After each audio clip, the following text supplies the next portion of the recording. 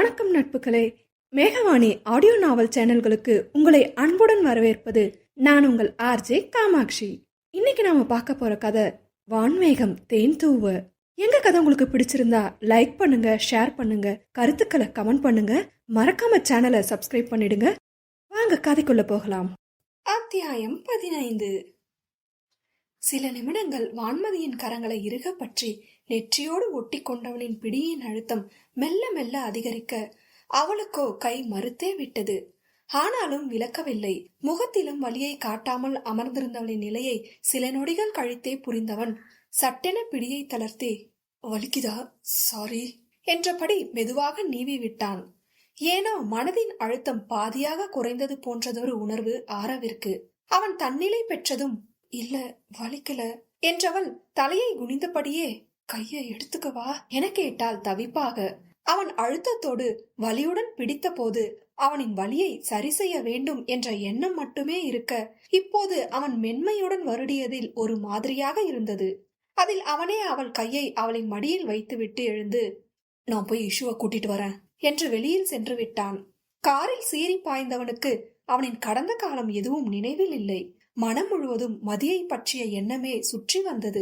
மனம் ரணமாக கொதித்தது. நேராக அலுவலகம் சென்றவன் உறங்கி இருந்த இஷாந்தை தோளில் போட்டு தட்டி கொண்டிருந்த கவினின் முன் நின்றான். பாறையாக இறுகி தன் முன் நின்றவனை புரியாமல் பார்த்தவனிடம், பைக்கி குடு என கேட்க அவனோ திகைத்து, இப்ப எதுக்குடா, உன் முகமே சரியில்லை, என்ன ஆச்சு? வான்மதிக்கு முடியலன்னு சொன்ன, நல்லதானே இருக்கா, ப்ராப்ளம் இல்லல்ல என பதற்றத்துடன் கேட்டவனுக்கு என்னமோ ஏதோ என்று பயம் வந்து விட்டது. பைக்கி என கையை நீட்டிக்கொண்டே இருந்தவனை கண்டு வெளிரியவன், வேணாம் மச்சான், நீ ஒரு மாதிரி டிஸ்டர்பா இருக்க, பிளீஸ் என கூறும் போதே டேபிளில் அவன் வைத்திருந்த சாவியை விருட்டென எடுத்துக்கொண்டு வெளியில் சென்றான். டேய் டேய் என ஹேமா ஆரவை பார்த்து கத்திவிட்டு கவினை நோக்கி, பரதேசி, இந்த வண்டியை வித்து தொல்லன்னு எத்தனை தடவை சொல்றது? ராயல் என்ஃபீல்டு வேணும்னு அந்த சனியனை வாங்கி வச்சுக்கிட்டு உயிரை வாங்குற என காட்டுக்கத்தாக கத்தியவள், முதல்ல போய் அவனை நிறுத்து என்றாள் இஷாந்தை வாங்கி கொண்டு. தன்விக்கும் கிளைண்ட் காலில் இருக்க அவனை விட்டு விட்டு பதறிய நெஞ்சத்துடன் அலுவலகம் விட்டு வெளியே வந்தான் கவின். ஆரவிற்கு இருக்கும் கெட்ட பழக்கத்தில் ஒன்று அதீத மன அழுத்தம் என்றால் வண்டியை எடுத்துக்கொண்டு அதீத வேகத்தில் கண்மண் தெரியாமல் வண்டியை ஓட்டுவான். இறுதியாக மிருனா ஏமாற்றிய போது இப்படித்தான் வண்டியை ஓட்டி லாரிக்கு அடியில் விட்டுவிட்டான். நல்ல வேளையாக வண்டி மட்டுமே லாரிக்கு கீழ் சென்றது. அவன் மறுபுறம் விழுந்து விட்டான். ஆனால் மறுநாளே கவினுக்கு வண்டி வந்துவிடும். அந்த முறைதான் அவனே மிரண்டு, எனக்கு வண்டியே வேணாம்டா, நான் குடுக்க போறேன் என்று சண்டையிட்டான். ஆரவ், சரி நானே வேற வாங்கிக்கிறேன் என தோலை குலுக்கிட அதில் வாயை மூடிக்கொண்டான். பின்னே அவன் வண்டியை வாங்கி தங்களுக்கு தெரியாமல் எங்கேயாவது ஓட்டி விழுந்து வைத்தால் அதற்காகவே இன்னும் அவன் வண்டியை விற்காமல் வைத்திருக்கிறான். அப்போதுதான் நண்பர்களை காண அங்கு வந்த லயா அவளை கவனியாமல் வண்டியில் பறந்த ஆரவை யோசனையாக பார்த்துவிட்டு கவினிடம், இவன் எங்கடா போறான் இவ்வளோ வேகமா என புரியாமல் கேட்க, ஆமா என்கிட்ட சொல்லிட்டு தான் போறான் பாரு என வேகமாக காரை எடுக்க அவளும் வந்து அமர்ந்து கொண்டாள். சீக்கிரம் போ என அவள் அவசரப்படுத்த, இன்னும் ஒரு 10 மினிட்ஸ் தான் வண்டி ஓடும், இவனுக்கு பயந்து நான் டேங்க் ஃபுல் பண்றதே இல்ல, ஆனா இந்த 10 மினிட்ஸ் இடையில எந்த லாரியும் வராம இருக்கணும்டி என மிரட்சியுடன் கூறிவிட்டு அவனை பின்தொடர உச்சபட்ச வேகத்தில் பைக்கில் சீறிய ஆரவ் ஆவென கத்தினான். மன வலிகள் அடங்கவில்லை. இன்னும் மேலும் மேலும் கத்தினான், எனக்கு எய்ட்ஸ் வந்துடுமா ஆரவ்? அவன் என்ன ஆசையா தொடல, என்ன தினமும் ரேப் பண்றான்னு நான் எப்படி புரிய வைப்பேன்? இன்னும் அவள் பேசிய வார்த்தைகள் காதோரம் மீண்டும் மீண்டும் ஒலிக்க தொண்டை கிழிய கத்தினான். பெட்ரோல் காலியாகியதில் வண்டியின் வேகம் சற்று குறைய அதனை உணர்ந்தவன் அதே வேகத்தை கட்டுப்படுத்தாமல் எதிரில் இருந்த மரத்தில் சடாரென மோதி கீழே விழுந்தான். நெற்றியிலும் காலிலும் கைகளிலும் உரசல் ஏற்பட்டிருக்க இன்னும் கீழே விழுந்த வண்டியின் சக்கரம் சுற்றி கொண்டுதான் இருந்தது அவனின் எண்ணங்களைப் போல. இங்கு வான்மதி அவன் சென்ற பல நிமிடங்கள் ஆகியும் அதே இடத்தில்தான் அமர்ந்திருந்தாள். விழிகள் எங்கோ தெரித்திருக்க இப்போது அவளுக்கு அவளின் காயங்கள் சுத்தமாக மறந்திருந்தது. மெல்ல எழுந்தவள் குளியலறைக்குள் புகுந்து பாத் டப்பில் தண்ணீரை நிரப்பி அதனுள் மொத்தமாக சென்று அமிழ்ந்து கொண்டாள். நீருக்கு அடியில் மூச்சை இழுத்து பிடித்தவளுக்கு அப்படியே உள்ளே மூழ்கி போக வேண்டும் என்று வெறி வந்தது. ஏன் கூட இருந்த நேரமாச்சும் அவ எனக்கு உண்மையா இருந்திருக்கலாம்ல கண்ணம்மா, உடம்பெல்லாம் எரியுது, feel like I was raped என்ற அவனின் வாசகங்கள் இன்னும் உயிர் பெற்று அவளையே சுற்ற சட்டென நீரிலிருந்து முகத்தை நிமிர்த்தியவள் மூச்சு விட முடியாமல் மேலும் கீழும் மூச்சிரைத்தாள். நீரை கையால் சடார் சடார் என அடித்து ஹாவென கத்தி தீர்த்தவளுக்கு இன்னும் நெஞ்சத்தின் அழுத்தம் விலகவில்லை. சுருள் சுருளாக நீரும் சுருண்டிருக்க அதையே வெறித்தவளின் எண்ணங்களும் அவனுடனே பயணித்தது. இருவரும் வெளியில் கூறியது அவரவர்களின் காயங்களை மட்டும்தான். இன்னும் இருவரிடமும் சொல்லப்படாத புது கவிதை ஒன்று இருந்தது. இனியும் அதனை பகிரும் எண்ணம் இருவருக்கும் இல்லை.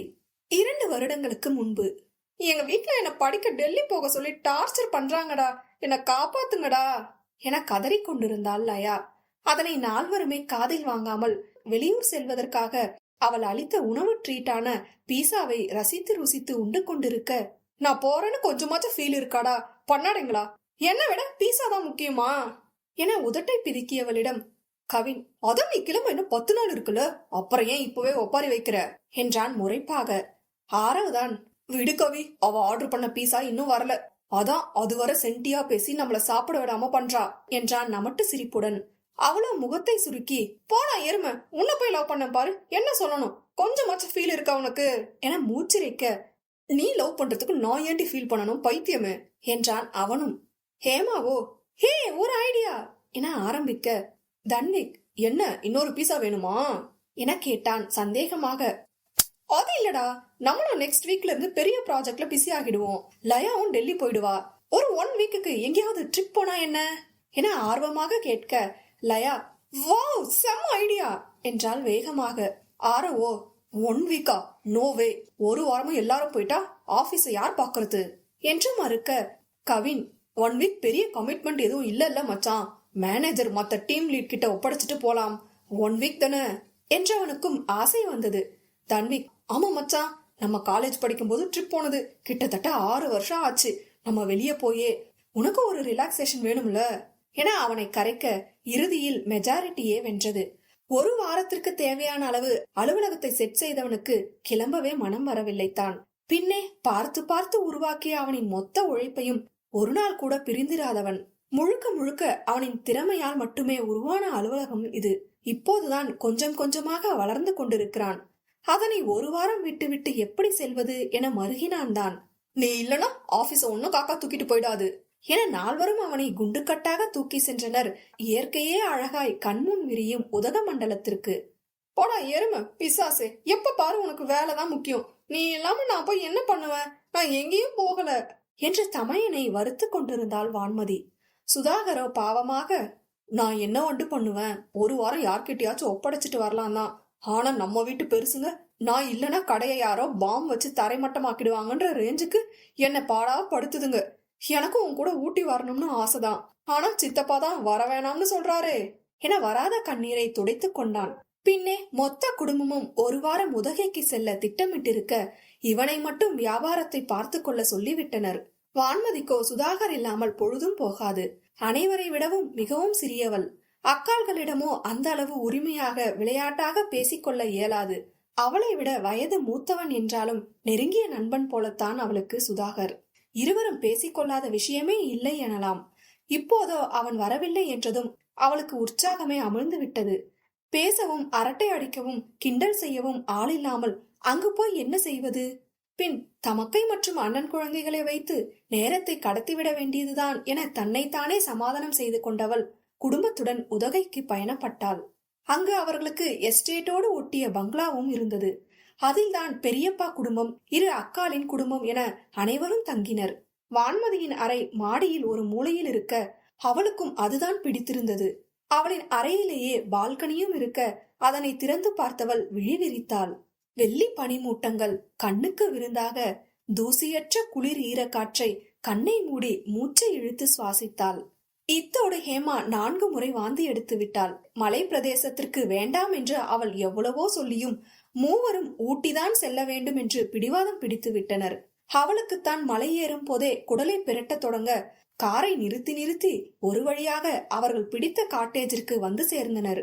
ஹேமா கீழே இறங்கியதும் ஓரமாக சென்று மீண்டும் வாந்தி எடுக்க தொடங்க அவளை பிடித்தே சோர்வான மூவரும் கொய்யால ஓடி போயிடு என்று கடுப்பாகி காட்டேஜினுள் சென்று விட்டனர். ஆரவ்தான் வேகமாக எலுமிச்சம்பழத்தையும் தண்ணீரையும் எடுத்து வந்து அவளின் தலையை பிடித்தான். இவ்ளோ கஷ்டப்பட்டு நீ ட்ரிப் வரணுமா? அதான் உனக்கு டிராவல் ஒத்துக்காதுல்ல என அதட்டியபடியே அவளுக்கு வேண்டியதை செய்தவனிடம், நான் ட்ரிப்புன்னு தான் சொன்னேன், இந்த எருமைங்க தான் இங்க கூட்டிட்டு வந்துருச்சுங்க என்றால் மூச்சு வாங்க. அதில் சிரிப்பை அடக்கியவன், இன்னைக்கு ஒரு நாள் ரெஸ்ட் எடு, நாளைக்கு ஊர் சுத்தலாம் என்றதில் தெளிவானவள், நோ நோ, இருக்கிறதே ஒரு வாரம் தான், டைம் வேஸ்ட் பண்ணக்கூடாது, இப்பவே போலாம் என வேகமாக உள்ளே செல்ல எத்தனிக்கும் போதே தலையை சுற்றியது. சட்டென அவளை பிடித்து கொண்டவன், நிக்கவே தெம்பில்லையோ, இதுல ஊர் சுத்த வந்துட்டா, வாடி உள்ள என திட்டியபடி அவளை உள்ளே அழைத்து சென்றதை ஒரு ஜோடி விழிகள் யதார்த்தமாக பார்த்தது. வான்மதிதான் அவர்களின் கார் தங்களுடைய பங்களாவிற்கு அருகில் வந்ததிலிருந்தே வேடிக்கை பார்த்து கொண்டிருக்கிறாள். பிறகே தங்களுக்கு எதிரில் இருக்கும் காட்டேஜிற்கு வந்திருக்கிறார்கள் போல என்று எண்ணிக்கொண்டவள் ஆரவையும் அவன் ஹேமாவை தாங்குவதையும் பார்த்துவிட்டு, ஒய்ஃபா இருக்குமோ, பட் செமையா தாங்குறாங்க என்று அவனை ஒரு கணம் பார்த்துவிட்டு உள்ளே சென்றாள். வரும் வழியில் அவளின் அக்காவிற்கும் இதே போல்தான் வாந்தியாக இருந்தது. ஆனால் அவரின் கணவர் அவரை திட்டி தீர்த்து விட்டார். அதனை கேட்டுவிட்டு இவனை காண அவளுக்கு சற்று விசித்திரமாகத்தான் இருந்தது. அந்நேரம், சித்தி எனக்கு கதை வேணும் என அவள் அருகில் வந்து நின்றாள் 5 வயது நிரம்பிய ரியா. அதில் அவளை தூக்கி கொண்டு, என்ன கதை வேணும் உங்களுக்கு என கேட்டபடி மீண்டும் பால்கனிக்கு வந்தவள் வானத்தை மூடியிருக்கும் மேகத்தை ஒரு நொடி ரசனையுடன் பார்த்துவிட்டு, அங்கு பாத்தீங்களா, கிளவுட்ஸ் அழகா இருக்குல்ல என்று காட்ட, அப்போதுதான் காட்டேஜை முழுவதும் சுற்றி பார்த்தவன் மாடியில் மட்டும் தனியாக ஒரு அறை இருந்ததில் அதில் இருக்கும் சிறிய பால்கனியை திறந்து வந்து சில்லென்ற குளிர்நிலையை கையை கட்டிக்கொண்டு தாங்கிக் கொள்ள அந்நேரம்தான் வான்மதி பேசியது கேட்டது. சுற்றிலும் கடும் அமைதிதான். சுற்று வட்டாரத்தில் இவர்களை தவிர யாரும் இல்லாததால் மெதுவாக பேசினாலும் நன்றாகவே கேட்டது. அவளை ஒரு கணம் பார்வையால் அளந்தவன் நிமிர்ந்து அவள் காட்டிய வெண்மேகத்தை காண ரியாவும் அங்கு பார்த்து, அங்க என்ன இருக்கு சித்தி என கேட்டாள். அந்த கிளவுட்ஸ்ல இருந்து ஏஞ்சல்ஸ் வருவாங்க என விழிகளை உருட்ட, ஏஞ்சல்ஸ் வந்து என்ன பண்ணுவாங்க என கேட்டது குழந்தை. நம்மள யாராவது கஷ்டப்படுத்தினா, திட்டுனா, அடிச்சா அந்த ஏஞ்சல்ஸ் நம்மள சுத்தி வந்து நமக்கு ஹெல்ப் பண்ணுவாங்க. நம்ம குட் கேர்ளா இருந்தா நமக்கு நிறைய கிஃப்ட் கொடுப்பாங்க என 5 வயதாகவே மாறிவிட்டவளிடம் ரியா, அப்போ என்னை எங்க அம்மா தான் அடிக்கிறாங்க, அவங்க கிட்ட இருந்து ஏஞ்சல் என்னை காப்பாத்துமா என கேட்டு வைக்க அவள் திரு திருவென விழித்தாள். பாவம். ஆரவுதான், என்னது மேகத்திலிருந்து ஏஞ்சல் வருமா என விழி உயர்த்தி அவளை லூசாவென பார்த்தவன் இப்போதோ ரியா கேட்ட கேள்வியிலும் அதற்கு அவள் அளித்த பாவனையிலும் சிரிப்பை அடக்க முடியாமல் உள்ளே சென்று சிரித்து விட்டான். ஆனால் அதற்கு அவள் என்ன பதிலளித்தாள் என்ற ஆர்வம் மேலோங்க மீண்டும் அங்கு வந்து பார்த்தவனை வெறும் பால்கனி தான் வரவேற்றது. மனமோ, ஏஞ்சல்ஸ் வரமாட்டாங்க ஸ்டூபிட் கேர்ள், நம்மளை நம்ம தான் காப்பாத்திக்கணும் என அவளிடம் கூற வேண்டும் போல இருக்க விழிகள் அவளை தேடியது. ஆனால் அவள் அதன் பிறகு அவன் கண்ணிற்கு தட்டுப்படாமல் போக அவனும் நண்பர்களுடன் ஐக்கியமானான். மறுநாள் வான்மதியின் வீட்டினர் லேக்கிற்கு செல்ல கிளம்பினர். அங்குதான் ஆரவின் குழுவும் அன்று குழுமி இருக்க, போட்டிங் போலாண்டா என லயா கேட்டதில் ஹேமா, ஐயோ வாந்தி வந்துடும் என்று மிரண்டாள். கவின், வாந்திக்கு பிறந்தவளே, உன்னெல்லாம் உன் ஃபியூச்சர் ஹஸ்பண்ட் எப்படி ஹனிமூன் கூட்டிட்டு வருவான்? ஹனிமூன் கூட்டிட்டு வந்த இடத்துல பெரிய மலையா பார்த்து தள்ளி விட போறான் பாரு என்றான் முறைப்புடன். அவன் தள்ளி விடுறதுக்கு முன்னாடி அவன் மூஞ்சில வாந்தி எடுத்துட்டு தான் சாவன் என அவளும் சபதம் எடுக்க, ஸ்டைலாக கோக் குடித்து கொண்டிருந்த தன்விக் தான் முகத்தை சுளித்து, சனியனுங்களா, உங்களால எனக்கு இப்ப வாந்தி வந்துடும் போல என குமட்டியதில் அங்கு சிரிப்பலை பரவியது. அவர்களுக்கு அருகில் நின்றுதான் லேக்கில் செல்லும் படகை வேடிக்கை பார்த்து கொண்டிருந்தாள் வான்மதி. அவர்கள் பேசிக்கொண்டதில் அவளுக்கே வாந்தி வரும் போல இருக்க கூடவே சிரிப்பும் வந்தது. ஓ, எல்லாரும் ஃப்ரெண்ட்ஸா, நம்ம கூட அவரோட ஒய்ஃப்னு நினைச்சிட்டோம் என தலையில் அடித்து கொண்டவள் ஓரக்கண்ணில் ஆரவை நோட்டமிட அவனோ இயற்கையை ரசித்திருந்தான். பின் அவர்கள் நகன்று விட படகில் செல்லும் பொருட்டு அவளின் தமக்கைகள் அழைத்ததில் அவளும் தட்டு தடுமாறி ஏறி அமர்ந்தாள். உள்ளுக்குள் ஒரு பயப்பந்து உருள திரு திருவென விழித்தவளை அப்போதுதான் ஆரவ் கவனித்தான். அவளின் பயந்த முகம் அவனுக்கு புன்னகையை கொடுக்க அவளோ அப்போதுதான் பிறந்து 8 மாதமான சிறிய தமக்கை இலக்கியாவின் குழந்தையை மடியில் வைத்து இறுக்கி பிடித்து கொண்டாள். இலக்கியா, ஏய் நீயே பயந்து போயிருக்க, அவளை ஏண்டி கையில வச்சிருக்க, குடு என கேட்க, மாட்டேன், பேபி என்கிட்ட இருக்கட்டும், அப்பதான் எனக்கு பயம் இல்லாம இருக்கும் என தமக்கையிடம் மல்லு கட்டி குழந்தையை இறுக்கி பிடித்த அக்குழந்தை முகம் அவன் மனதில் பதிந்துவிட, சோ ஸ்வீட் என வசீகரமாக இதழ் விரித்து கொண்டான். படகு ஆடியும் சாய்ந்துமாக சென்றதில் பயம் இருந்தாலும் நேரம் ஆக ஆக நடு ஏரியில் கத்த வேண்டும் போல இருந்தது. கத்த வாய் எடுக்கும் போதே அவளின் தந்தையை கண்டு வாயை மூடிக்கொண்டாள். பொம்பளை பிள்ளை இப்படிலாம் கத்தக்கூடாது என்று பாடம் எடுத்து விடுவார் என்று அவளுக்கும் தெரியும். கூடவே மாமன்கள் வேறு இருக்க அடக்க ஒடுக்கமாக இருந்து விட்டாள். சுதாகரம் இருந்திருந்தா செம்மையா என்ஜாய் பண்ணிருக்கலாம். மற்றவர் கண்களில் மண்ணை தூவிவிட்டு அவனுடன் தனியாக படகில் சென்று ஆட்டம் போட்டிருப்பாள். இவ்வாறாக கடமையே என படகில் அமர்ந்திருக்க அவர்களுக்கு பக்கவாட்டில் படகில் ஆரவும் அவனின் நண்பர்களும் காது கிழிய கத்திக்கொண்டே சென்றனர். பா, எல்லாம் அவுத்து விட்ட மாதிரி அலையுதுங்க, வீட்டுல இதுங்களை எல்லாம் தேடுவாங்களா மாட்டாங்களா என ஸ்ரீதேவி அவர்களை திட்டிட வான்மதிக்குத்தான் கோபம் வந்தது. அதென்ன, ஒருவரை பற்றி தெரியாமல் தவறாக பேசுவது? ஆனால் வாய் திறந்து கூற முடியாமல் பல்லை கடித்து அமர்ந்து விட்டாள். குழந்தைகள் மீண்டும் ஒருமுறை படகில் செல்ல வேண்டும் என அடம் பிடிக்க தமக்கைகளை மட்டும் அனுப்பிவிட்டு அவள் ஒரு ஸ்டோன் பெஞ்சில் சென்று அமர்ந்து விட்டாள். அவளுக்கு பின்புறம் இருந்த ஸ்டோன் பெஞ்சில் தான் ஹாரவும் லயாவும் அமர்ந்து தேநீர் அருந்தி கொண்டிருக்க மற்ற மூவரும் தின்பண்டம் வாங்குவதற்காக சென்று விட்டனர். லயா எப்போதும் போல, நம்மளும் கல்யாணத்துக்கு அப்புறம் இங்க ஹனிமூன் வருவோமா என கண்ணடிக்க ஆரவ் அவளை முறைத்து வைத்தான்.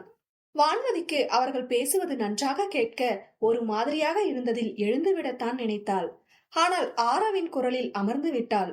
என்கிட்ட செருப்படி வாங்க போற என ஆரவ் விரல் நீட்டி எச்சரிக்க, இல்லடா, இந்த ஜென்மத்துக்கு தான் நீ ஓகே சொல்லல, அட்லீஸ்ட் அடுத்த ஜென்மத்துக்கு நான் இப்பவே சீட் போட்டு வைக்கிறேன் என்றாள் குறும்பாக. அவனும் மெல்ல புன்னகைத்து, சாரி லயா, ஒவ்வொரு ஜென்மத்துக்கும் என்னால ஒரு பொண்ண மாத்த முடியாது, எல்லா ஜென்மத்திலையும் ஒரே பொண்ணுதான் என்றவனுக்கு ஏனென்று அறியாமல் வான்மதியின் முகம் ஒரு நொடி கண்ணில் வந்து போனது. அவளோ கடுப்பாகி, என்னடா நீ இந்த ஜென்மத்திலயும் லவ் பண்ண விட மாற்ற, அடுத்த ஜென்மத்துக்கும் சீட் தர மாற்ற, மவனை கொன்றுவேன், நான் ப்ரீ புக்கிங் பண்ணிட்டேன், ஒழுங்கா அடுத்த ஜென்மத்துல எனக்கு வெயிட் பண்ணு எனும் போதே அவளுக்கு சிரிப்பு வந்துவிட அவனும் சிரித்தபடி, வாய்ப்பில்லடி என்றான் தலையை ஆட்டி. ஏனோ அவனின் கூற்று வான்மதிக்கு அழகாய் ஒரு புன்னகையை தர, பாருடா, எல்லா ஜென்மத்திலயும் ஒரே பொண்ணா, அவ்வளோ ஜென்மத்திலயும் லவ் பண்ண முடியுமா என்ன என அதி முக்கிய கேள்வி தோன்றினாலும் மனமோ சில்லென இருந்தது. அதன் பிறகு எதேச்சையாகவோ அல்லது விதியின் செயலோ இருவரும் அடிக்கடி வெளியில் பார்த்து கொள்ள நேர்ந்தது. அதில் ஒரு முறை கூட வான்மதி அவனை பார்க்கும் போது ஆரவ் கவனித்ததில்லை, ஆரவ் அவளை ரசிக்கும் போது அவள் கவனித்ததில்லை. இப்படியே 4 நாட்களும் கடக்க அன்று ஷாப்பிங் செல்லலாம் என்று ஐவரும் கிளம்பினர். அவர்கள் சென்ற கடைக்கு கீழே உணவகம் இருக்க அங்கு அவனவள்தான் ரசித்து ருசித்து ஐஸ்கிரீமை சாப்பிட்டுக் கொண்டிருந்தாள். அவளை கண்டதும் அவன் கால்கள் தானாக நின்றுவிட, கொஞ்சம் தலை வலிக்குது, நீங்க போங்க, ஒரு காஃபி குடிச்சிட்டு வரேன் என நண்பர்களை அனுப்பிவிட்டு அவன் அவளை கவனிக்கலானான். ரோகிணி, வெள்ளை கலர் டிரெஸ் போட்டிருக்க, மேல கொட்டிக்காம சாப்பிடு என எச்சரித்து திரும்பும் போதே உடையில் சிந்தி விட்டாள். அதில் அவன் இதழ்கள், ஒச்சச்சோ திட்டு வாங்க போறா என பாவப்படும் போதே வேகமாக டிஷ்யூவை கொண்டு அதனை துடைத்தவள் நல்ல பிள்ளையாக அமர்ந்து அவளின் தாயை பார்த்து சிரித்து வைக்க, அவருக்கோ, என்னடி உன் சிரிப்பே சரியில்லை, கொட்டிட்டியா என்றார் முறைப்பாக. இல்லையே என தோலை குலுக்கியவளின் செய்கையிலேயே தன் மகளை கண்டு கொண்டவர், ஒரு ஐஸ்கிரீம் ஒழுங்கா சாப்பிட தெரியுதா, நாளைக்கு உன்னை கட்டிக்க போறவன் வந்து குமட்லயே குத்துவான், வாங்கிக்க என்றபடி அவரே சிந்திய ஐஸ்கிரீமை நன்றாக துடைத்து விட அதில் சிலுப்பியவள், ஐயே, அதெல்லாம் அவனே வந்து எனக்கு ஊட்டி விடுவான் சிந்தாம என்றதில் அவர் மேலும் முறைத்தார். நாக்கை துருத்தி அழகு காட்டியவள் ஐஸ்கிரீம் உண்ட கையோடு உறங்கிக் கொண்டிருந்த தமக்கை குழந்தையை கையில் அள்ளி முத்தமிட ரோகிணி அவளின் தலையில் கொட்டினார். தூங்குற குழந்தைய கொஞ்சாதன்னு எத்தனை வாட்டி சொல்லிருக்கேன் என்று. அதற்கும் ஒரு சிலுப்பலை மட்டுமே பதிலாக தந்தவளின் ஒவ்வொரு அசைவும் அவனுக்கு மட்டும் ஏதோ ஒரு புதுவித உணர்வை ஊட்டியது. அத்தியாயம் 16. கவின் போன் செய்த பிறகே வெகு நேரம் ஒரே இடத்தில் நிற்கிறோம் என்றே உணர்ந்தவன் வேகமாக ஆடை கடைக்குள் நுழைந்தான். அங்கு பெண்கள் தான் ஆண்களுடன் சண்டையிட்டுக் கொண்டிருக்க, என்னடா ஆச்சு என்று ஆரவ் புரியாமல் பார்த்தான். லயா, பாருடா இவனுங்கள, இவ்வளவு நேரம் அவனுங்க மட்டும் ஷாப்பிங் பண்ணிட்டு நாங்க ட்ரெஸ் எடுக்க போகையில சீக்கிரம் எடுன்னு இம்சை பண்றானுங்க என்று கவினை முறைக்க, அவனோ, பின்னடா, நம்ம எடுத்தா ஒரு சட்டை மட்டும்தான் எடுப்போம், இவனுங்க டாப்ஸ் தனியா, பேண்ட் தனியா, துப்பட்டா தனியா எடுக்கிறதும் இல்லாம அதுக்கு ஆர்னமெண்ட்ஸ் வேற என்று கடுப்பாக ஆரவ் தான், சரி விடுங்கடா என அவர்களை அமைதிப்படுத்தி விட்டு, நீங்க வாங்க, நானே செலக்ட் பண்ணி தரேன் என ஹேமாவையும் லயாவையும் பெண்கள் பிரிவிற்கு அழைத்து சென்றான். அப்போதுதான் உடையெடுக்க அங்கு நுழைந்த வான்மதி ஆரவை கண்டு விழி விரித்தாள். அத்தோடு அவள் ஆடை வாங்குவதை விட்டுவிட்டு அவனை கண்ணில் நிரப்பத் தொடங்கினாள். இருவரும் ஒவ்வொரு டாப்ஸையும் எடுத்து வந்து அவனிடம் காட்ட அவனோ நல்லாவே இல்ல என திருப்பி அனுப்பினான். அதில் அவர்களே ஒரு கட்டத்தில் கடுப்பாகி, இதுக்கு நாங்களே செலக்ட் பண்ணிடுவோம்டா என முறைக்க அவன் சிரிப்பை அடக்கி கொண்டான். பின் லயா வேகமாக, டேய் இங்க பாரு, இது நல்லா இருக்குல்ல என ஆங்காங்கே கிழிக்கப்பட்ட ஒரு டாப்ஸை கொண்டு வந்து காட்ட அதை சுற்றி சுற்றி பார்த்தவன், ஏய் இது டேமேஜ் பீஸ் போலடி, போய் கம்ப்ளைண்ட் பண்ணு என கைப்பகுதி சட்டையை தூக்கி போட அவளோ வெறியாக முறைத்தாள். இங்கு வான்மதிதான் வாயை பொத்தி கொண்டு சிரிப்பை அடக்க அரும்பாடு பட்டாள். ஐயோ சோ கியூட் என அவளறியாமல் அவனை மனதில் கொஞ்சிக் கொள்ள அவன் பார்வை அங்கு ஒரு பொம்மைக்கு அணிவிக்கப்பட்டிருந்த புடவையின் மீது நிலைத்தது. அந்த சேரி அழகா இருக்குல்ல என லயாவிடம் காட்ட அவள் அவனை ஒரு மாதிரியாக பார்த்துவிட்டு, நம்மளை இவன் பொம்பளை பிள்ளையா மாத்திடுவான் போல என புலம்பியபடி நகர்ந்திட வான்மதியின் பார்வையும் அப்புடவையில் நிலைத்தது. லாவெண்டர் நிறத்தில் பூக்களால் எம்ப்ராய்டரி செய்யப்பட்ட புடவையின் பார்டர் தங்க நிறத்தில் நெய்யப்பட்டிருக்க ஏனோ அவனுக்கு வான்மதியின் முகம் கண்முன் தோன்றியது. அவளுக்கும் அப்புடவை அத்தனை பிடித்தது. சிறிது நேரத்தில் அவர்கள் கிளம்பிவிட வான்மதி அப்புடவையை வாங்கி கொண்டு கிளம்பினாள். சிறிது நேரத்தில் மீண்டும் அக்கடைக்கு வந்தவன் அந்த பொம்மைக்கு வேறு புடவை அணியப்பட்டிருப்பதை கண்டு, இதுக்கு முன்னாடி ஒரு சாரி இருந்துச்சுல்ல என கேட்டான் விற்பனை பெண்ணிடம். அது சேல்ஸ் ஆகிடுச்சு சார் என்றதில் முகம் வாடியவன், வேற பீஸ் இருக்கா என கேட்க, சாரி சார், அது ஷோகேஸ் பீஸ் ஒண்ணுதான் இருந்துச்சு என்றாள். ஓ ஓகே என அங்கிருந்து நகர்ந்தவன், முதல்லயே வாங்கியிருக்கலாம் என தன்னை திட்டிக் கொண்டான். இதற்கு முன் எல்லாம் புடவை வாங்கி பழக்கம் இல்லை அவனுக்கு. அத்தையுடன் அவ்வப்பொழுது செல்வான் என்றாலும் வருங்கால மனைவிக்கு என்றெல்லாம் எந்த கவனமும் இருந்ததில்லை. இப்போதோ அவனின் செயல்கள் எல்லாம் அவனை மீறி வெளிவந்து கொண்டிருந்தன. இன்னும் 2 நாட்களில் இருவருமே பயணம் முடியும் தருவாயில் இருக்க வான்மதிக்கு அவனிடம் ஒரு ஹாயாவது சொல்ல வேண்டும் போல் இருந்தது. சுத்தி இருந்திருந்தா இந்நேரம் அவங்களை ஃப்ரெண்டு பிடிச்சிருக்கலாம் என சலித்தவள், ஆனா அவங்க கூட தான் 2 பொண்ணுங்க இருக்காங்களே, என்னை விட சீனியர்ஸ் தான் போல, ஆனாலும் ரொம்ப ஜோவியலா இருக்காங்க, பேசாம அவங்க கிட்ட ஃப்ரெண்ட் ஆகி அப்படியே அவருக்கு ஒரு ஹாய் சொல்லணும். இங்க ஆராவின் நிலையும் அதுதான். அந்த பொண்ணு கிட்ட ஒரு ஹலோ கூட சொல்லல. ஆனா யாருன்னே தெரியாம எப்படி பேசுறது? லயா கிட்ட சொல்லி அப்ரோச் பண்ண சொல்லலாம்னா அவ சாமி ஆடுவா. பேசாம நம்மளே பேசி ஃப்ரெண்ட் ஆகிடலாமா? ஆனா தப்பா எதுவும் நினைச்சுக்குவாளோ? நான் என்ன ப்ரொபோஸா பண்ண போறேன், ஜஸ்ட் ஒரு ஃப்ரெண்ட்லி டாக், இங்க இருந்து போறதுக்குள்ள, அவ்வளவுதான் என தனக்குத்தானே பேசிக்கொண்டான். இருவரும் ஒன்றும் ஒருவரை ஒருவர் இல்லாமல் வாழ இயலாது என்ற அளவு காதல் கடலில் எல்லாம் மூழ்கவில்லை. ஆனால் இருவருக்குமே இருவரையும் பிடித்தது. அந்தி மாலை வேளையில் குளிர்காற்று வீசும் போது லேசாக மின்சாரல் மேனியை தழுவுகையில், கையில் இருக்கும் காஃபி கோப்பையிலிருந்து துளி துளியாய் உறிஞ்சுகையில் எப்படி ஒரு இதமான உணர்வு எழுமோ அப்படித்தான் இருவருக்கும். மறுநாள் கண்டிப்பாக பேசிவிட வேண்டும் என்று இருவரும் முடிவெடுத்திருக்க வான்மதி கூந்தலை சரிபார்த்து கொண்டு பால்கனியில் சென்று எட்டி பார்த்தாள். இன்றும் அவர்கள் எங்கோ வெளியில் கிளம்பி கொண்டிருக்க எப்படி பேசுவது என சிந்தித்துக் கொண்டிருந்தவள் சற்று திகைத்தாள். அது கொஞ்சம் சாய்வான பகுதி ஆதலால் ஆராவிற்கு பக்கத்து காட்டேஜில் அப்போதுதான் நிறுத்தப்பட்ட கார் ஒன்று ஹேண்ட் பிரேக் போடாமல் இருந்ததால் நிமிட நேரத்தில் பின்னால் சறுக்க, அப்போதுதான் ஹேமாவிடம் ஏதோ பேசியபடி நடு ரோட்டில் நின்றிருந்த தான்விக்கின் மீது மோத வந்தது. அதில் வான்மதி அண்ணா தள்ளுங்க என கத்தும் போதே அவன் காரை பார்த்துவிட்டு நகரப் போகையில் அவனின் காலில் பலமாக அடிபட்டு விட்டது. அதில் அனைவரும் அவன் அருகில் பதறி வந்து விட ஆரவ் அந்த கார்காரனிடம் சண்டைக்கு சென்று விட்டான். லயா, சண்டை போட நேரம் இல்லடா, நல்லா அடிபட்டிருக்க, ஹாஸ்பிட்டல் போலாம் என்றபடி அவனை காரினுள் போட்டு அனைவரும் ஏறிக்கொள்ள, நம்ம கீழே போய் பார்க்கலாம் என வேகமாக வான்மதி கீழே இறங்க, அப்போதுதான் ஒரு நொடி ஆரவின் விழிகள் வெறுமையாக இருந்த பால்கனியில் ஒரு நொடி படிந்து மீண்டது. ஒரு முறையாவது இருவரின் விழிகள் ஒருவரை ஒருவர் தீண்டியிருந்தால் கூட அது பல கதைகள் கூறியிருக்கும். ஆனால் அதற்கான சந்தர்ப்பமே கிடைக்காது போக அவன் கிளம்பி இருந்தான். சரியாக அவன் கிளம்பியதும் தான் மூச்சு வாங்க வாசலில் வந்து நின்றவளுக்கு காரின் பின்பகுதி மட்டுமே தெரிந்ததில் மனதில் சிறியதொரு ஏமாற்றம். அதன் பிறகு அவனை அவள் பார்க்கவே இல்லை, அவனும் அவளை பார்க்கவில்லை, மற்றவர்களின் பெயர் கூட அறிந்திருக்கவில்லை. சில நேரம் ஊட்டியை பற்றி நினைக்கையில் அழைப்பு இல்லாமலேயே அவளை நினைவு வந்துவிடும் அவனுக்கு. அவளுக்கும் அப்படித்தான். இந்த சம்பவம் நிகழ்ந்து 3 மாதத்திலேயே வான்மதிக்கு வரன் பார்க்க ஆரம்பித்தனர். அப்போது சென்னையில் புது கிளை திறப்பதற்காக குடும்பத்துடன் சில நாட்கள் சென்னையில் தங்க முடிவெடுத்து கூடவே மாப்பிள்ளையும் பார்த்து கொண்டிருந்தனர். அவளுக்குத்தான் மனம் ஒரு நிலையில் இல்லை. அதற்காக முன்னே பின்னே தெரியாத, இதுவரை பேசி கூட இருக்காத ஒருவனின் மேல் கடும் காதல் என்றெல்லாம் பிதற்றும் அளவு அவள் முதிர்ச்சி அற்றவளும் இல்லை. அவன் எப்போதும் அவளுக்கு ஒரு பரவச நிலை. எப்போது நினைத்தாலும் ஒரு மகிழ்வு கொடுக்கும் அவனின் நினைவு. அவனுக்கும் அவள் சாரல் மழை. எப்போது நினைத்தாலும் மனதில் ஒரு மலர்ச்சி கொடுக்கும் அவளின் நினைவு. இப்படிப்பட்ட நிலையில்தான் அவனின் அத்தை வனிதா அவனை திருமணம் செய்து கொள்ள சொல்லி அடம் பிடித்தார். அவனும் எனக்கு கல்யாணம் பண்ண இன்ட்ரெஸ்ட் இல்ல என்று தவிர்த்து வர, அவரோ இங்க பாரு ஆரவ், எவ்வளவு நாள் உன் ஃப்ரெண்ட்ஸ் உன் கூட இருப்பாங்க, நாளைக்கு அவங்களுக்குன்னு ஒரு குடும்பம் வந்துட்டா நீ தனியால் ஆகிடுவ. உன்னை என்ன நான் உடனேவா கல்யாணம் பண்ண சொல்றேன்? ஜஸ்ட் புரோக்கர் கிட்ட உன் டீடைல்ஸ் மட்டும் கொடுத்து வைக்கிறேன். வர்ற பொண்ணுல உனக்கு பிடிச்ச பொண்ணை செலக்ட் பண்ணு என்றிட அவனோ முற்றிலும் மறுத்து விட்டான். என் போட்டோ எல்லாம் தர முடியாத அத்தை, எனக்கு பிடிக்கல என்றதில் ஹேமாதான், அத்தை அவன் போட்டோ நான் பிரிண்ட் போட்டு தரேன் என கிசுகிசுத்தாள். அதில் அவனுக்கு தெரியாமலேயே போட்டோவையும் அவனை பற்றிய சிறு விவரங்களையும் புரோக்கரிடம் கொடுத்து வைக்க, இங்கோ வான்மதி அவள் தாயிடம் மன்றாடினாள். மா பிளீஸ் மா, நீங்க மாப்பிள்ள பாருங்க ஓகே, ஆனா என் போட்டோவை கொடுக்க எனக்கு பிடிக்கல என்றதில், போட்டோ கொடுக்காம எப்படி மதி என அவர் முறைக்க, சிறிது சிந்தித்தவள், இப்ப இருக்கிற போட்டோ வேணாம், வேற போட்டோ தரேன் என அவள் பள்ளி படிக்கையில் எடுத்த போட்டோவை கொடுத்து விட்டாள். அப்போது தலை நிறைய எண்ணெய் தடவி பார்க்க அடையாளம் தெரியாத அளவு இருப்பாள்.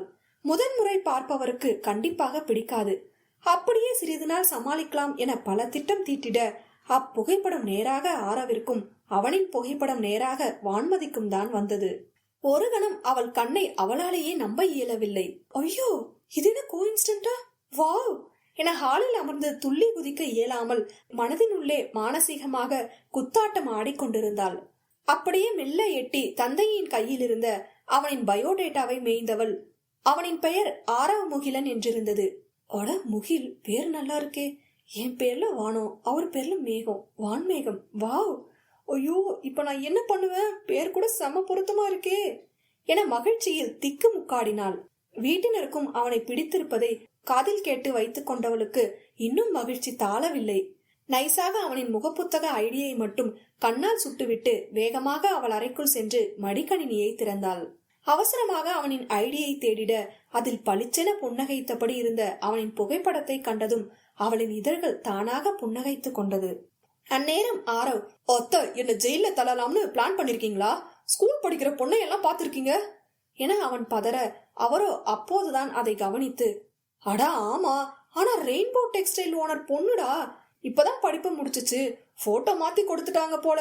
கொஞ்ச நேரம் முன்னாடிதான் அந்த பொண்ணு அப்பா கால் பண்ணி உன்னை பிடிச்சிருக்கு, நாளைக்கு கோவில்ல பாக்கலாமான்னு கேட்டாரு என்றதில் அவன், ஏன் போட்டோ எப்படி அவங்களுக்கு போச்சு என்றான் கண்ணை சுருக்கி. அது அது அதுவா இப்ப முக்கியம், நீ நாளைக்கு போய் அவங்கள பாத்துடு, நானும் வரணும்னு ஆசைதான், ஆனா உன் மாமா வீட்டுல இருப்பாரு, அதனால உன் நம்பரை கொடுத்திருக்கேன், எதுனாலும் உன்கிட்ட பேச சொல்லியிருக்கேன் என்றவர் கிளம்பிவிட அவன் தலையில் அடித்து கொண்டான். சில நொடிகள் கழித்து மீண்டும் அப்புகைப்படத்தை பார்த்தவனுக்கு ஏதோ நெருட அவளின் பயோடேட்டாவில் இருந்த மெயில் ஐடி கொண்டு அவளின் முகப்புத்தக ஐடியை தேடினான். வான்மதி என்ற பெயர் அவன் மனதோடு ஒட்டி கொண்டு ஊட்டியில் பார்த்த பெண்ணையே நினைவுபடுத்த, சரியாக வான்மதியின் சிறு சிரிப்பை ஏந்திய புகைப்படத்தோடு அவளின் முகப்புத்தக ஐடியும் கண்ணில் தெரிந்தது. அவசரமாக பயோடேட்டாவில் இருந்த விவரத்தையும் அதில் அவள் கொடுத்திருந்த விவரத்தையும் சரிபார்த்தவனுக்கு நம்பவே இயலவில்லை. அட நம்மாளு, இவ பேர் வான்மதியா, சோ ஸ்வீட், ஆனா எப்படி இது, ஐ கான்ட் பிலீவ் திஸ் என வாய்விட்டே கத்திவிட்டவனின் விழிகள் அவளிடமே தங்கியது.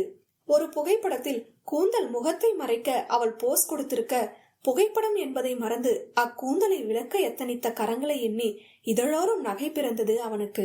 ஃப்ரெண்ட் ரெக்வஸ்ட் கொடுப்போமா என சிந்தித்தவன், வேணாம், நாளைக்கு நம்மள நேர்லயே பார்க்கட்டும் என மர்மமாக சிரித்து கொண்டான்.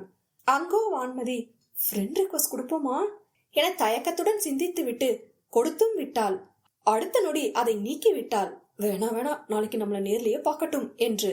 ஆனால் நொடி நேரத்தில் அவள் அனுப்பிய ரெக்வஸ்டை அவன் கண்டு கொண்டிருந்தான். அதில் சத்தமாகவே சிரித்து விட்டவன், மேடமும் என்ன மாதிரியே குழப்பத்துல இருக்காங்க போல, ஸ்கூல் போட்டோ கொடுத்து ஏமாத்திரியா, நாளைக்கு இருக்கு உனக்கு என செல்லமாக திட்டிக் கொண்டவனுக்கு தெரியாது அவளுக்கும் அவனை தெரியும் என்று. இப்போது புகைப்படத்தை பார்த்ததை வைத்தே ரெக்வஸ்ட் கொடுத்தாள் என்று இன்றளவும் நம்பிக்கொண்டிருக்கிறான். அவளுக்கும் தெரியாது கோவிலில் வைத்துதான் தன்னை முதன்முறை பார்க்க போகிறான் என்றே நம்பிக்கொண்டிருந்தவள் மறுநாள் பரபரப்பாக கிளம்பினாள். அவரை பார்க்கும்போது எனக்கு வந்த ஒரு சில் ஃபீல் அவருக்கும் என்ன பார்த்து வருமா என்ற சந்தேகத்துடன் அவனுக்கு பிடித்ததால் வாங்கிய புடவையை அணிந்து கொண்டாள். இதை பார்த்து ஷாக் ஆவாரா என கற்பனை செய்து பார்த்து புன்னகைத்து கொண்டவள், எப்படியும் போட்டோல என்ன அடையாளம் தெரியாது. சோ முதல் முறை நேர்ல பார்க்கும் போதே அப்படியே பிளாட் ஆகிடணும் மதி என கண்ணாடி பார்த்து தனக்குத்தானே பேசிக்கொண்டாள். இந்த ஷர்ட் நல்லாவே இல்ல. அவ என்ன ஃபர்ஸ்ட் டைம் நேர்ல பார்க்கும் போதே என்ன பார்த்து பட்டாம்பூச்சி பறக்கணும் என பேராசை கொண்டான். ஆனா இது உனக்கே கொஞ்சம் ஓவரா இல்ல என தன்னையே அறைந்து கொண்டவன் அத்துடன் 10 சட்டை மாற்றியிருந்தான். இந்த கலவரம் எதையும் நண்பர்களிடமும் கூறவில்லை அவன்.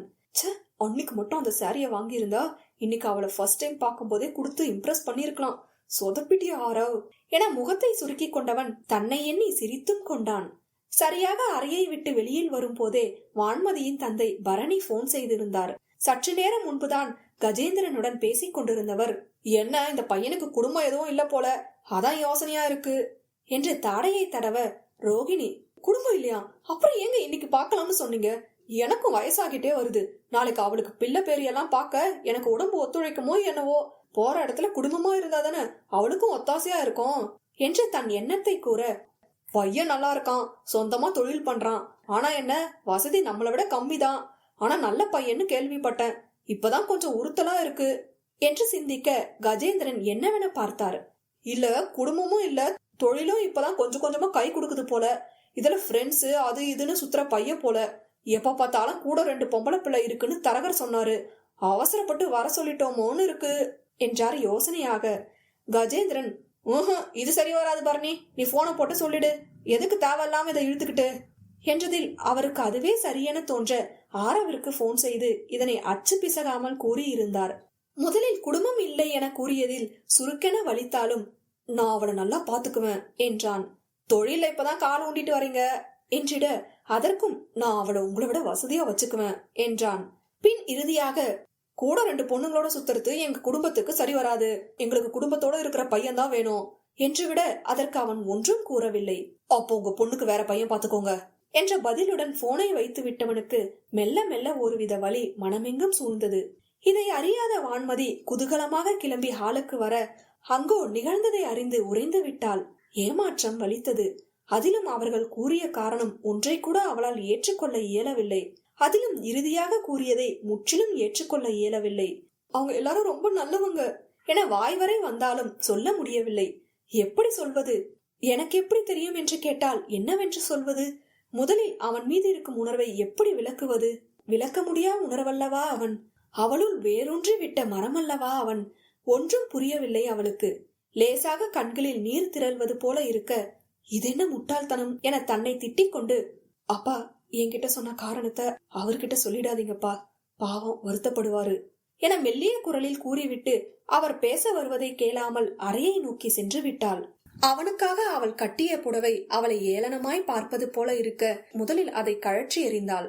சுடிதாரை போட்டுக்கொண்டு உணர்ச்சி துடைத்த முகத்துடன் பால்கனியில் வந்து நின்றவளுக்கு அன்றும் சில்லென குளிர்காற்று லேசான மின்சாரல் அடிக்க அவளுள் ஒருவித வலி கனன்று கொண்டிருந்தது. பின் நிமிர்ந்து மேகத்தை பார்த்தவள், பேர்ல மட்டும் கிளவுட் இல்ல, என் வாழ்க்கையிலயும் நீங்க பாசிங் கிளவுட் தான் முகில். இப்படி ஒருத்தி உங்களை நினைச்சு ஃபீல் பண்றது கூட உங்களுக்கு தெரியாதுல்ல?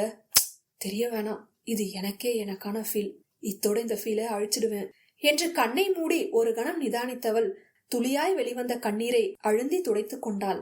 ஆரவ் போனை தூக்கி எறிந்திருந்தான். குடும்பம் இல்லாதது ஏன் தப்பா? உழைச்சு முன்னுக்கு வர்றது என்ன அவ்வளோ பெரிய பாவமா? என் ஃப்ரெண்ட்ஸ பத்தி பேச அவருக்கு என்ன ரைட்ஸ் இருக்கு என பல்லை கடித்தவனின் கண்ணிற்குள் வான்மதியின் முகமே வந்தது. ஆதங்கம் தாழாமல் பால்கனிக்கு சென்றவன் துளியாய் தூறி கொண்டிருந்த வானத்தை வெறித்தான். என் வானத்தோட மதி நீ இல்லையா கண்ணம்மா? உன்னை லவ் பண்ணலாம் இல்ல, ஆனா ஒரு மாதிரி வலிக்குது. இது என்ன மாதிரி பெயின்னு எனக்கே தெரியல. என்னை உனக்கு யாருன்னு கூட தெரியாது. ஆனா உன்னால நான் இங்க வானத்தை பார்த்து உளறிட்டு இருக்கேன். அது உனக்கு தெரியவே போறது இல்லல்ல என பெருமூச்சு விட்டவன், இப்போவும் நீ எனக்குள்ள அதே ஃபீலை தான் கொடுக்கற கண்ணம்மா. இப்போ இல்ல, எப்பவும் இந்த ஃபீல் மாறாது. ஆனா இனிமே உன்னை நினைக்க மாட்டேன் என்றவன் உஃப் உஃப் என பெரிய பெரிய மூச்சுக்களை இழுத்து விட்டு அவளின் நினைவுகளை அடியாழத்திற்கு அனுப்ப தொடங்கினான். முத்துமழையே முத்துமழையே மண்ணை தொடுமுன் மறைந்தது என்ன?